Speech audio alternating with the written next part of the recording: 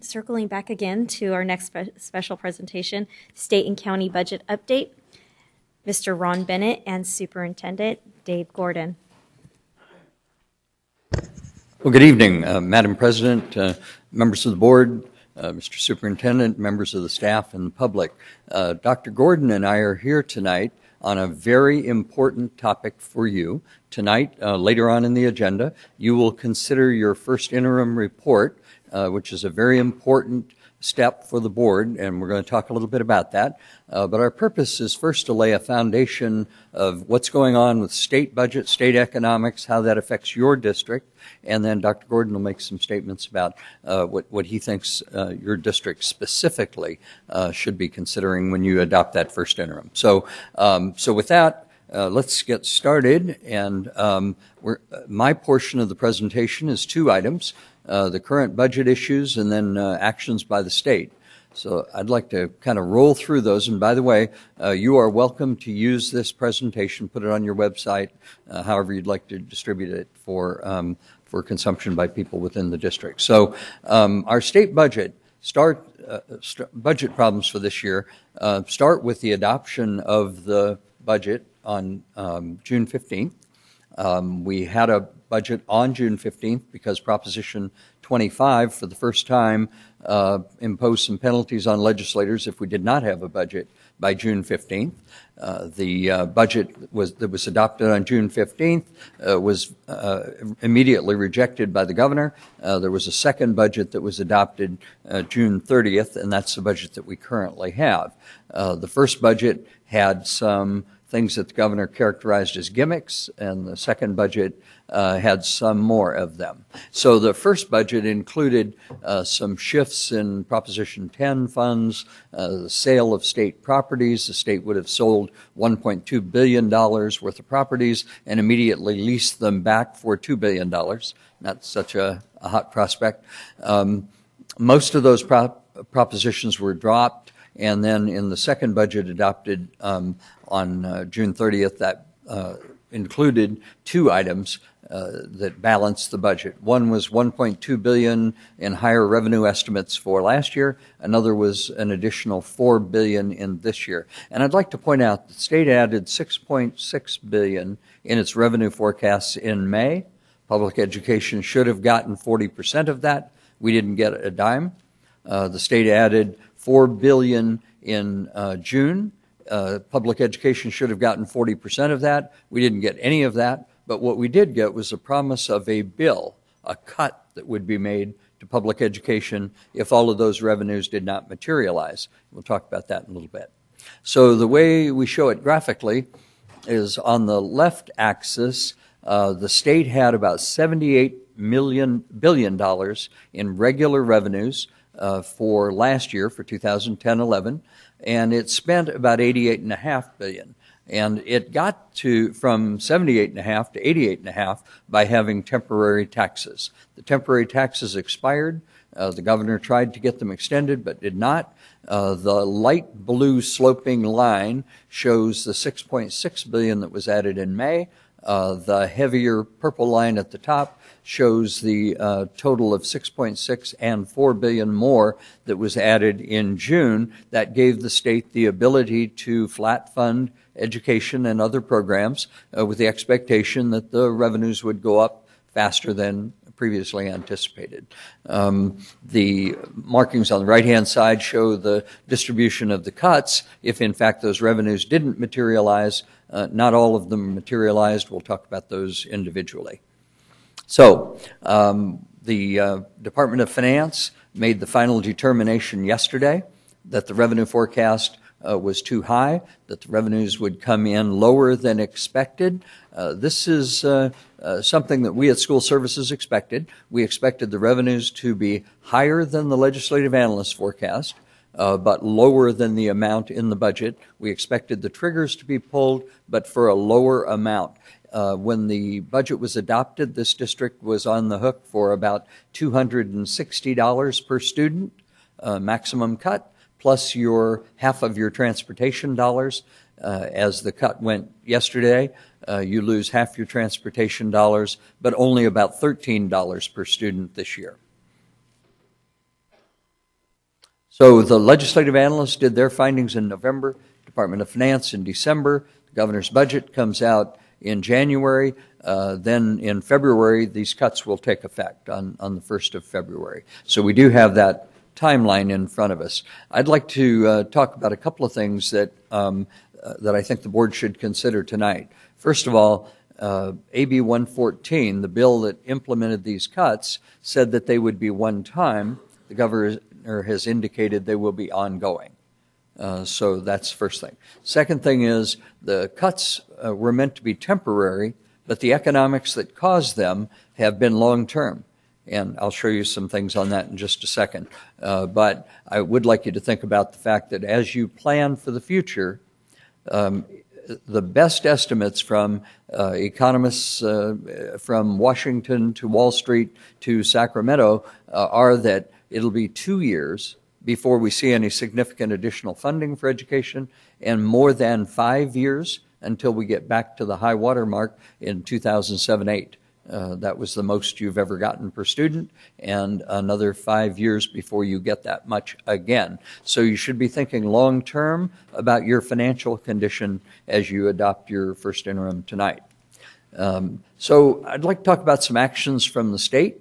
The state economic problems, I've talked about them a little bit, but California is near the bottom in rankings among the states in terms of what we spend on a per student basis. We have the fewest number of teachers. Our teachers' class sizes are on average about 50% higher than the national average, 50%. When I attend a national conference, I can pick out the California teachers. They are the ones that look the most tired. And we have had the highest class sizes in the nation for more than 10 years. We've had the highest class sizes in the nation. We have the fewest number of administrators, the fewest number of counselors, nurses, classified employees, librarians. We are in the bottom 5 rankings in the United States in all of those categories. So the thought that California can do more with less is, if we ever could, we already have, and the cuts that you're looking at now are very deep, broad, and long-lasting, and they're going to be meaningful cuts. There is no low-hanging fruit. I just saw a wonderful student being recognized for performance in the schools, and he's benefited from the programs you've been able to offer for the majority of his educational career. Those programs in the last couple of years have diminished in most schools and will continue to diminish. Okay, so we look at the cuts that have been made to your school district. I said that 2007-8 was the high water mark. Beginning in 2008-9, the district was cut about 15%. In addition, you were cut 19.84%, almost 20% of your categorical funds. They make up about a third of your budget. And then we've had threats of additional cuts every single year that got reversed at the last minute. But you had to plan to make those cuts. And then we got some federal money, the state reversed a cut, and so things got a little bit better. We have these trigger cuts for 2011-12. If the state revenues came in low, they did, so you will lose not $260 per student this year, but $13. And then you'll lose 50% of your ongoing transportation. But one of the messages that the governor delivered yesterday is that he plans to do triggers for the foreseeable future, including this next year. So in January, we'll get a governor's January budget that says, this is what I propose to do for education if, in fact, the ballot measure that the governor intends to put on in November passes. And if, in fact, that doesn't pass, then the governor is holding open the possibility of more cuts at this time next year. So we have low funding in California. It's been volatile, and it will continue to be so. This is probably there's probably more information on this chart than on any of the other charts that I'm going to show you tonight. If you go to the left side, $5,785 per student is how much this district, this is not a statewide average, this is this district, that's how much you had in 2007-8 per student. If all of the cost of living adjustments had been funded, you would be now receiving $6,494 per student. The green line, the flat line across the middle, would represent flat funding, but you didn't get flat funding. What you got is the bottom line that shows that instead of $6,494, you are now funded at $5,185. You're funded well below the $5,785 that you got in 2007-8. These cuts have been very deep, and they are ongoing. These cuts continue on into the future. Every year you will continue to use that as a base. What happens with public education is that when the state gets money, we use our money to restore our deficit factors. Other parts of the state budget grow. Education comes back to where it once was, and so we never really make any headway. During 10 good years from 1998 to 2008, state spending went up 64%, education spending went up 41%. During the 3 or 4 bad years since 2007-8, education has taken by far the biggest cuts of any area of the budget, and those are ongoing cuts that your district is dealing with. Let me just put it another way. If 90% of your unrestricted funding goes into personnel and you have lost nearly 20% of your total funding, right, that means that you can't even cover payroll without making deep cuts. And I know you've made some deep cuts, but the longer this goes, the deeper those cuts are going to have to be. So the district is really vulnerable. Your district is vulnerable because the state isn't out of this economic crisis yet. And your reserves in California, if your district maintains all of the reserves that the state says are the minimums, you have about 6 days payroll in the bank. With 6 days payroll, none of us would run our businesses with 6 days payroll in the bank. Anything that happens from the state in this volatile environment gives you a problem. So you need a bigger reserve. We think that the state did you a disservice in AB 114 by driving your reserves down and prohibiting you from budgeting for a cut later in the year, encouraging you to spend the money as opposed to holding it in reserve. But that is indeed what the state encouraged you to do. So the state has pushed you toward the brink, but the state believes in local control when it comes time to make budget cuts. They think you should make them. And that is about the only time the state believes in local control. So past intervention that we've had from the state has usually been caused by mismanagement by boards, by superintendents. That is not the case in your district. The case in your district is that you have one of the most challenging populations to educate in the state. All of the big urbans have more special needs students of all types, more English language learners, more minority students, more poor students. You have many more challenges, and as the funds get cut, as a board responsible to the community, you have tried to hold on to those programs for as long as you can, hoping that this recession will get over, and it's not getting over fast enough. And so the state has pushed down funding, and now the state is looking at quite a number of districts that if they make another cut, may go under.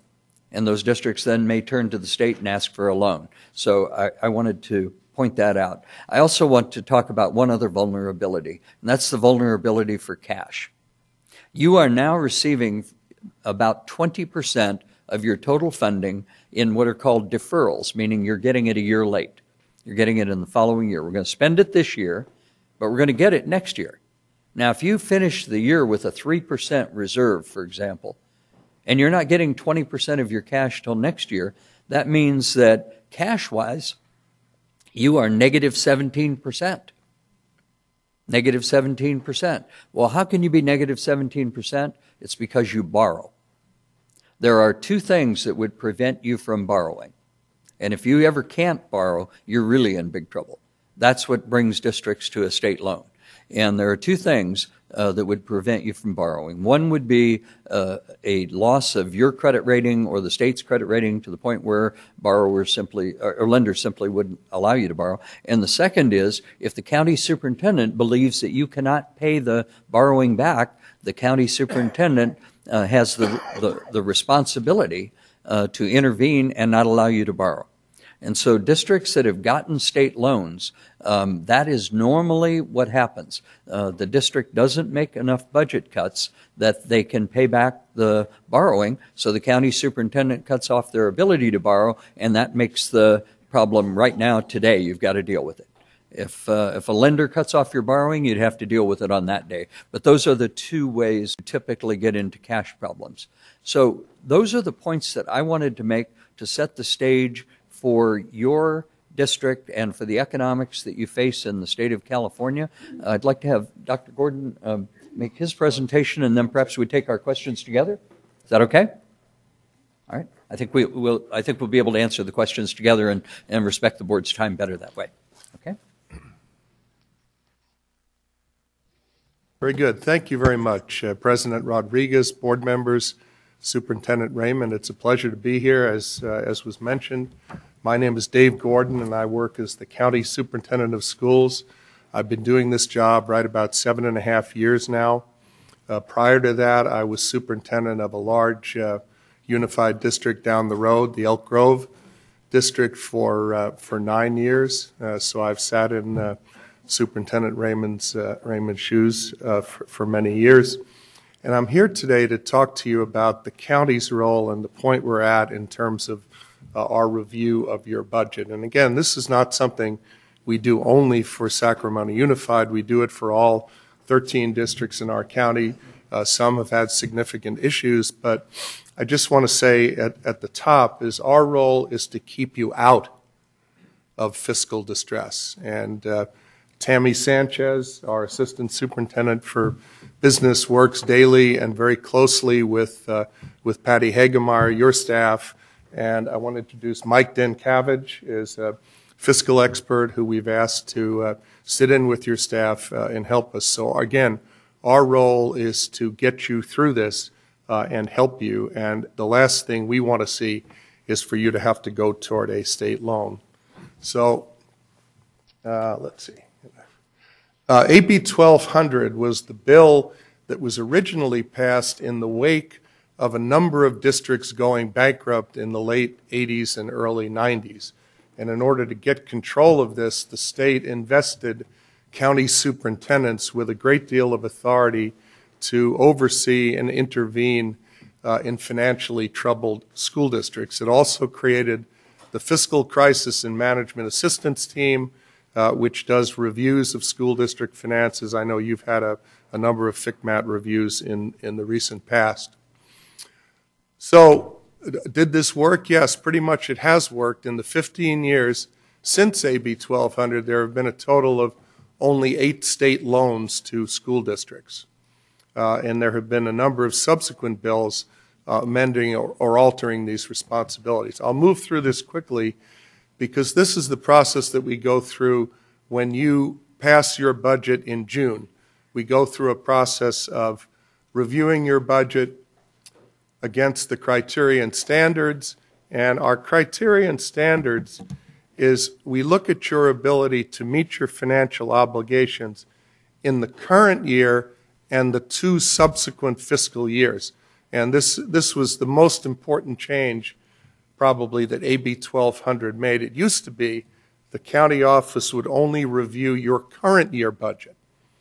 So what was happening in a lot of cases was districts were signing labor agreements or other kinds of commitments which backloaded costs into the first year out or the second year out, and before you knew it, they were so overcommitted there was no way they could catch up, and they would then go bankrupt. So the state said, no, we want you to look on the front end at the 2 subsequent fiscal years beyond the budget year. And this is just our process for reviewing the budget. Now, this is the point that we're at today. After the budget is initially approved, we do 2 interim reviews. The first interim is due on December 15th, tomorrow, and that's the document that's before you tonight for your approval. The second interim is due on March 15th. And what we do when we review the first interim and the second interim is we certify as to our opinion of the financial health of the district. And there are 3 categories into which we would place you. One would be positive, no problems. Two would be qualified, which generally means that you will have a problem in the second year out from the budget year. A negative certification would mean that we project you to run out of cash either in the current year, the budget year, or in the first year out after the budget year. And as Ron Bennett mentioned, the running out of cash is what triggers the need for a state loan. And that's what we watch out for, and I'll say more about that later. So what happens is when you submit your interim, you self-certify yourself in one of these categories.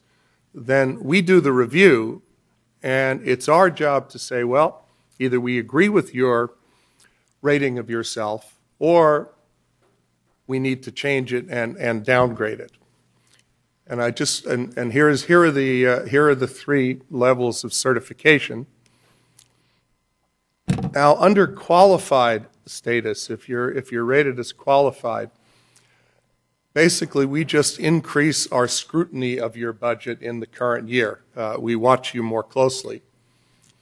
If we place you in a negative status, what that means is we generally will put a fiscal advisor in your district to work with you on our behalf. But we then have the authority to stay and rescind actions of the board that would worsen your financial situation. So, for example, if you're on track to stay at a level where you're going to stay solvent, but then you decide, well, we want to spend $3 million on something. Unless you made a comparable cut someplace else, we would probably stay and rescind that action and say, well, no, you can't afford that because that will put you over into bankruptcy. And I want to be very careful here to say that doesn't mean we tell you what to cut or what to spend. It only means that if you want to spend, you have to cut someplace else to create the capacity to spend the new money that you want to spend. And I'll say a little more about that later. The going concern provisions of AB 1200 are designed to account for situations which might occur between the interim assessments and the interim submissions. So here, this allows us at any time during the fiscal year, if we determine that you may be unable to meet your financial obligations, we can deem you not a going concern and revise your certification and perhaps place you in the negative certification. FCMAT has a list of 15 predictors of fiscal distress. I won't go through these. These are just for your own information. Now, the state takeover process, as Ron Bennett mentioned, if there is a need potentially for a state loan, and this just occurred in the case of the Natomas district, what we would do is work with the CDE and local legislators to introduce a bill which would be the vehicle to authorize a loan. Legislation is written, and FCMAT and the state do what is called sizing the loan. They decide how much money they believe you would need as a district.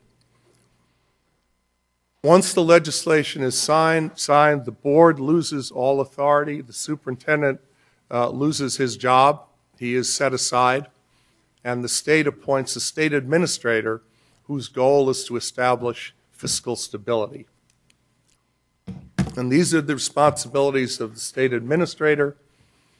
Basically takes over the district and only consults with the board as he or she sees fit. The board has no control. Now, to avoid any of this, this is the kind of trifecta we posit for basically for recovery: eliminate deficit spending, establish an adequate permanent reserve, and create a fund balance that trends in a positive direction over time. This is just a summary of some of the past district takeovers. Now let me turn now to your current situation, and I know Patty is going to present the first interim, but right now you must make major cuts to prepare for next year, for your budget for next year. In order for it to be balanced, we estimate you will need somewhere between $24 million and $30 million in cuts. Now, the state only added through the triggers, as we estimated, probably $2.5 million or so, probably a total of about $58, $60 per student, and that's much less than could have occurred. But the triggers are not the thing that will put you over the edge. You already had the need to make these major cuts for next year. There are two types of cuts, as you well know. There are those things within your discretion alone, and those things that require collective bargaining. And you have a need to do some of each. So what it will take, and this is where my main goal here today is to ratchet up your sense of urgency, because sometimes the wolf needs to be at your door, and the wolf is me, and I'm here. And what will really need to occur is some very swift action to execute cuts both within your discretion, and cuts which may require negotiations. That will have to happen very quickly, because as Ron Bennett said, your payroll runs about $24 million a month. And our best estimate is that early next year, sometime between February and April, you will need to float a loan on the private market in the neighborhood of probably $50 million to keep making payroll, largely because of these state deferrals. We will need to approve that loan, and we will need to certify as to your ability to repay the loan, and that ability will depend a lot on the cuts that you're able to make by that time. So that's where we are today. And again, I want to estimate we are here to be of help to you in making this work, making the cuts, and moving forward. I have a lot of feeling for this district. My two kids, both are graduates, proud graduates of McClatchy High School.